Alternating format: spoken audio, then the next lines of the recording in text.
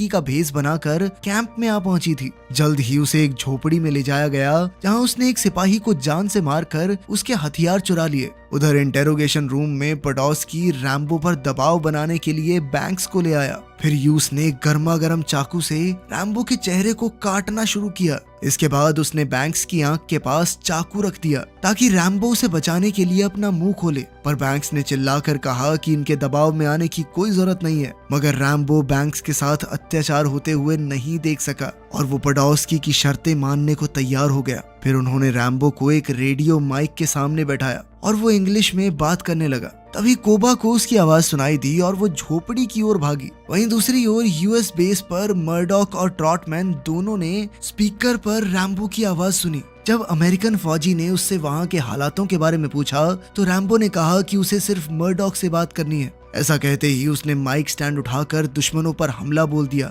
उसी समय कोबा ने भी बाहर से गोलीबारी शुरू कर दी। अंदर रैम्बो ने टॉर्चर मशीन की मदद से यूस को बुरी तरह जख्मी कर दिया और अपना चाकू उठाकर खिड़की तोड़कर बाहर आ गया। इसके बाद वो कोबा के साथ वहां से भाग निकला और रास्ते में जो भी दुश्मन आए कोबा ने उसे गोली से उड़ा दिया।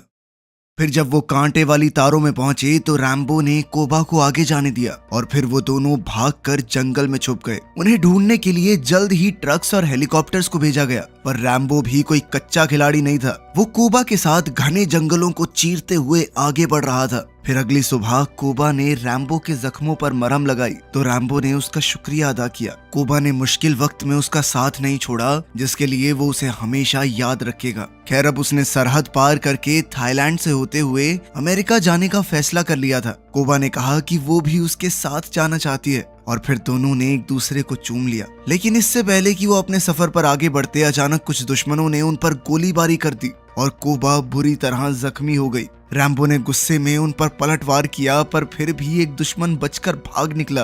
अब रैम्बो ने कोबा की जान बचाने की बहुत कोशिश की, मगर उसने रैम्बो की बाहों में ही दम तोड़ दिया। उधर अमेरिकन बेस पर ट्रॉटमैन ने एक बार फिर से रेस्क्यू मिशन की मांग उठाई। जब मर्डॉक ने इससे इनकार कर दिया तो ट्रॉटमैन ने उसका पर्दाफाश करने की धमकी दी, मगर यह सुनकर मर्डॉक ने ट्रॉटमैन को गिरफ्तार कर लिया। वहीं दूसरी ओर जंगल में रैम्बो ने कोबा का पेंडेंट अपने गले में पहना और उसकी लाश को पेड़ों के नीचे दफना दिया। अब उसका मिशन सिर्फ कैदियों को बचाना नहीं था, बल्कि अब ये उसकी अपनी लड़ाई बन चुकी थी। वियतनामी और सोवियत फौजी अब भी उसकी खोज में जुटे हुए थे, पर रैम्बो घने पेड़ों में भूत की तरह गायब हो चुका था। उसने अपने पूरे शरीर पर मिट्टी लगाकर खुद एक एक कर